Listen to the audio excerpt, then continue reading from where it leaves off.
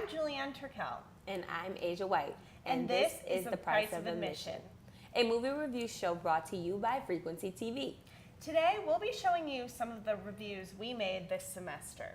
From Dumbo to Pet Sematary, we've got something for everyone. First, let's take a look back at Sarah Thurman's review of the live-action remake of the Disney classic Dumbo.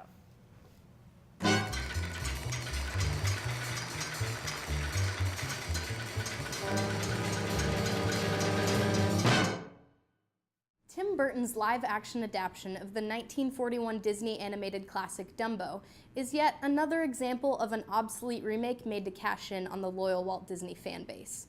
But that doesn't mean I didn't also thoroughly enjoy it.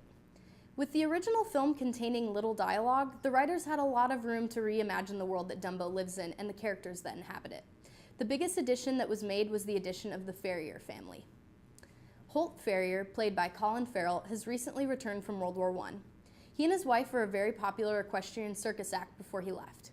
His wife passed away while he was gone, leaving their two children, Millie and Joe, to be raised by the circus. Because he can't perform his act anymore, he is asked to tend to the circus's elephants. That's where we meet Dumbo. One of the elephants that was recently purchased is pregnant.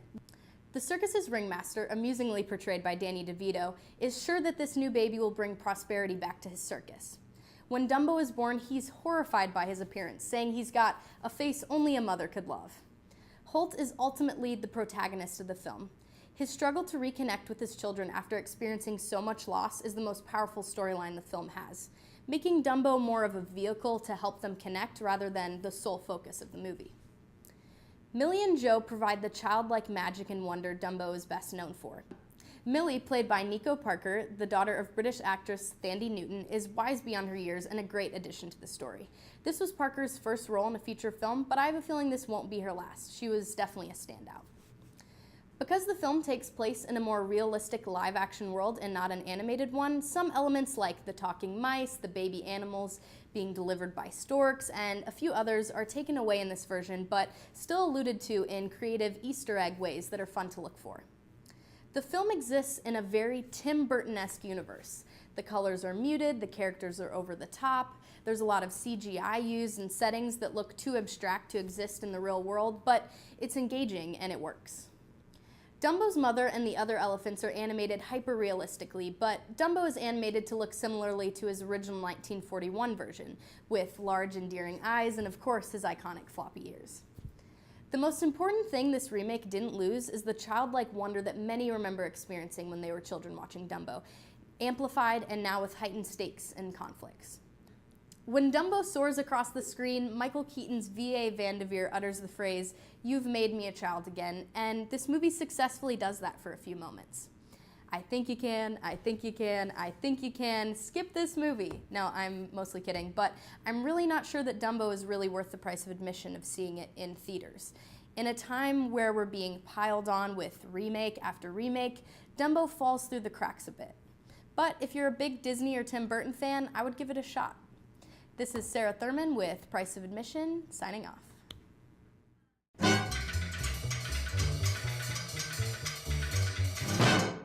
Asiah, didn't you do a movie review recently? I sure did. It was a complete 360 from Dumbo to a horror film. I did it on Pet Sematary. Let's take a look, guys.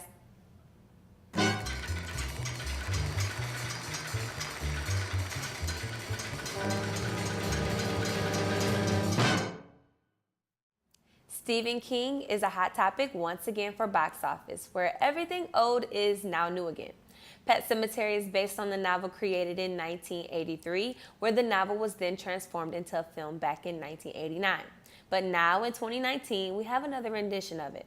However, I'm not too stickler about movie remakes, and this movie definitely showed me why. The plot starts off as a family moving into a new house in Boston, and in their backyard, there's a pet cemetery. The main character, Louis Creed, is fighting a battle between being an atheist who doesn't believe in afterlife, while his wife Rachel is dealing with a traumatic experience from her sister Zelda.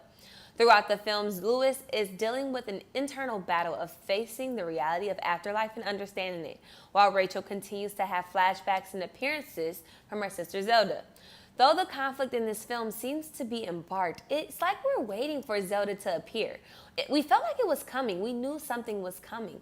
And something just felt off. The soul wasn't there. And it kept making me feel like, what's next?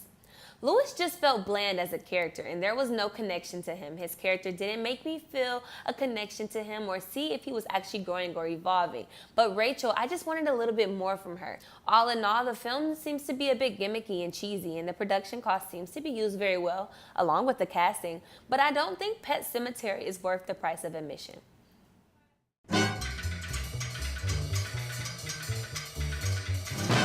Ooh, that looked really scary. Well, you're more of a comedy gal, right? Yeah, I would say I like to stick with comedy. So when I chose to do my movie review, I decided to see the new film Little. Let's take a look at that. Okay.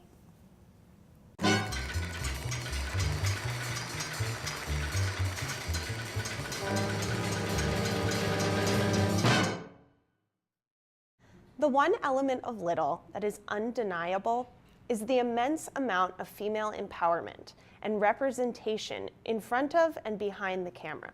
So you probably saw the trailer for Little and thought, oh, Little, like the opposite of the classic Tom Hanks movie, and oh, I love Issa Rae.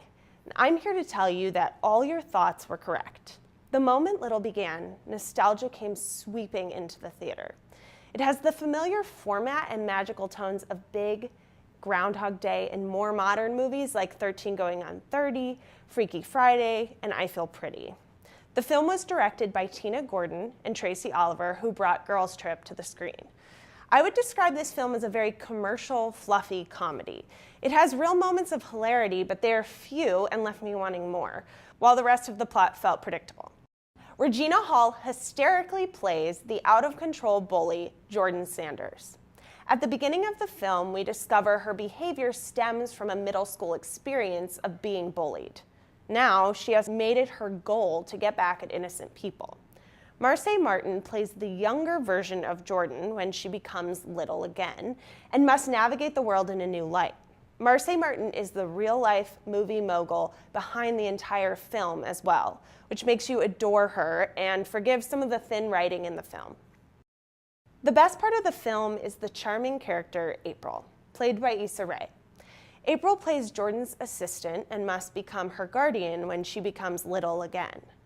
Every time Issa Rae came onto the screen, she was able to upgrade the thin comedy into something actually funny. I couldn't help but wish that Issa Rae wrote some of the script, because with the cute premise, an amazing script would have made this film funny and matchless. Overall, if you are looking for a night of a silly, sweet, and light film, this movie is for you. In this super serious world, this film is worth the price of admission.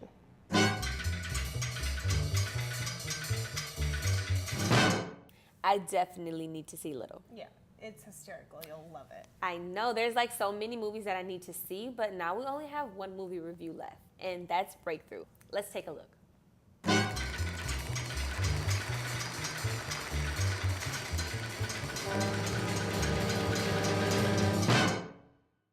Breakthrough is a miraculous story about a suburban St. Louis teenager who slipped through an icy lake in 2015 and had no pulse for 45 minutes after he was rescued, but eventually made a full recovery. The film that follows his parents, Joyce and Brian Smith, and Pastor Jason, whose faith in God keeps Joyce's hope alive that John will wake up and be fine. Spoiler alert, we're going to be taking a deep dive into the story of the film, so if you haven't seen it yet, check it out before you watch this review. The movie starts with showing John as he navigates his life growing up through high school and attending church with his mom. John is clearly going through the pivotal time of growing up where he feels independent and doesn't need his mother babying him. At school, John is a popular basketball player, adamant on becoming the next LeBron James. Because John was adopted as a baby, he does not know his family history, only that they didn't want him. This line resonated with me throughout the film because the passionate faith that Joyce has for John's recovery, as well as Pastor John and other children in the town, stand to prove that John is very loved and wanted by those in his life. His feelings of isolation or unworthiness quickly disappeared when faced with the love and prayers of everyone in his town. In his medically induced coma, John cries as a candlelight vigil is held outside of the hospital for him the night before he was supposed to awake. The people of the town sing for him in a very emotional and gut-wrenching scene. The next morning, John finally wakes up, immediately recognizing his mother and showing no signs of brain damage. Preceding all the emotional roller coasters of the film, it ends with the Smith family appearing before the church to talk about everything that happened. In tears, John recounts how he used to feel unwanted before meeting his parents, who have always shown him unconditional love. Pastor Jason asks everyone who helped or prayed for him to stand up, showing John how loved he really is. All in all, this movie can easily be summed up as a tearjerker.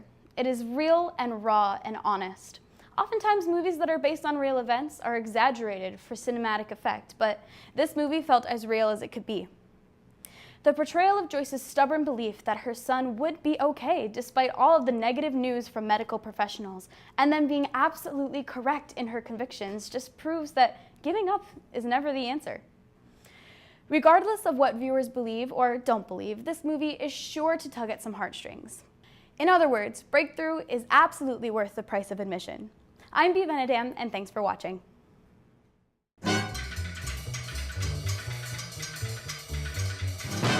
So that was our show. Thank you for watching. We hope you enjoyed the variety of reviews we gave. Now, it's up to you to determine if these films are worth the price of admission. I'm Julienne Turkel. And I'm Asiah White, and this is The Price of Admission.